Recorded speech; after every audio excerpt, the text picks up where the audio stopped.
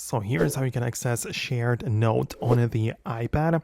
Let me show you how it could work. If you're new here, subscribe so you never miss anything important. So it depends on how exactly you share the note to begin with, but there are some ways how it would work. So for example, a lot of people want to share their notes in between the devices through iCloud. In order to turn it on, you can open up the settings, tap on your profile, go to iCloud, and check out the note situations. You'll be able to see the storage and how many notes are already there, but most importantly, enable syncing of this iPad. So you turn it on and all of the notes will appear in your Notes app, right? So you can get it there.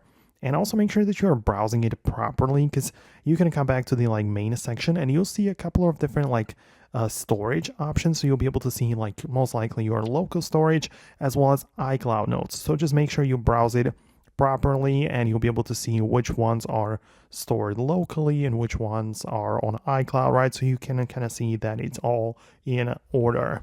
But if somebody else has shared a note with you, for example, if I go to a different phone and locate a note, tap on a share and I share it over AirDrop, for example, on the iPad, it will not be delivered directly to the Notes app. So it will be part of this documents type of thing, or it will be part of the preview, or it will be in the Files app basically. But in order to move it there to the Notes, just click on it like that, click on share and open it up through the Notes app, right? So that's how you can move it fully. But if you share it, as I said, over the AirDrop, the note will be shared to the Files app and it will not appear inside of the Notes app. So that is a little step in between, but you should be able to find it eventually. So let me know if you did. Subscribe for more and I'll see you in the next videos as well.